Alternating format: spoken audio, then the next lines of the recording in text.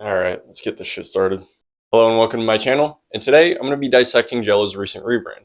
This shit right here, I'm going to talk about that. But in order to do that, we have to go to my mind palace. Shit, wrong mind palace.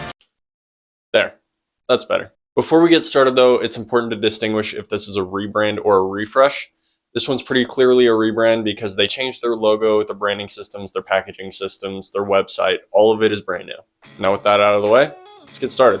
Starting off with the good changes to the front matter, first of all we have the changes to the logo, which dropped the embossed letters, dropped the highlights for a more plain flat look, added a combination stroke and offset, and also raised the O. Next we have the addition of family size on the front of the box in order to entice more customers to buy the product, as well as let them know they're getting a family size deal. Next up we have changes to the zero sugar cue, which creates higher contrast to the rest of the packaging, as well as a new shape that allows for nicer nesting of the type.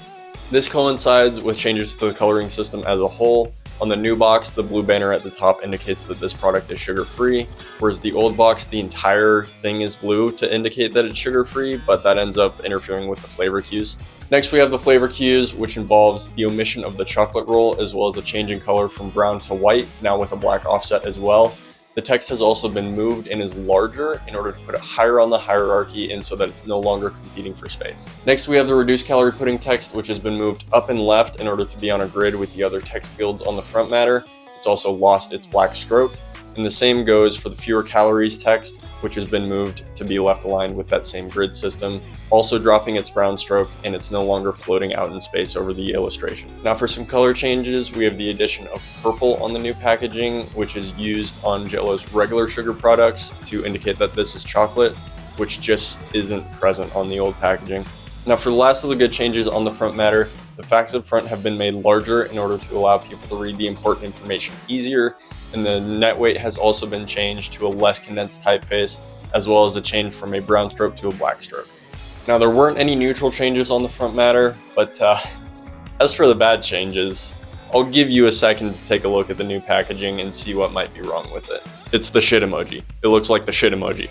Now, I have a theory as to why this might have happened.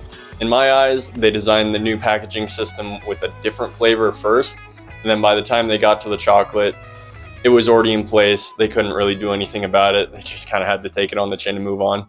Now for some good changes on the back matter. Starting with the nutrition facts, it's smaller as a whole in order to free up box space, as well as utilizing a less bold font. Now for the ingredients list, the type is lighter and also the text field is wider as a whole in order to increase line length and also increase readability. Now for the directions, the corners have been rounded in order to match the new branding, and also the image at the top has been omitted entirely in order to free up some negative space. Also, the important words that were bolded previously are now red on the new packaging in order to reinforce the hierarchy of the text field. All of these changes have allowed more negative space on the back matter as a whole, which reinforces the hierarchy of each individual element. Now for some neutral changes, the QR code and the information tied to it has been moved and is now stacked vertically instead of horizontally. Rounding out our neutral changes, the color of the ingredients list has been inverted, and also the addition of the Kraft Heinz logo with its phone number and website. As for the bad changes, there were none on the back matter. Now for some good changes on the long sides, we have the recipe, which underwent an entire layout change. The old one had a 2-column list of ingredients stacked above a very long line length set of directions, whereas on the new one we have a column for the ingredients on the left and directions on the right. The ingredients list has been made completely red in order to further differentiate it, and also the important words and the instructions have been made red in order to reinforce the hierarchy of the text field. Next up, we have the recycle symbols, which were moved from one of the short sides on the old box to one of the new sides on the long box. It also has more negative space around it in order to bump it up on the hierarchy. The data matrix code was also made smaller on the new packaging in order to make it less important and lower on the hierarchy. On the long sides, none of the changes made were neutral. Now for the bad changes on the long sides, we're starting off with the barcode, which doesn't have rounded corners and also has a black stroke, which just doesn't match with the rest of the packaging. Now for the ingredients list on the recipe, the bullet points aren't hanging, which decreases readability.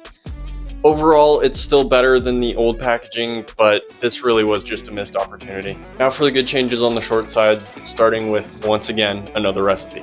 The image at the top has been omitted entirely, and the corners are now rounded on the box in order to match the rest of the packaging.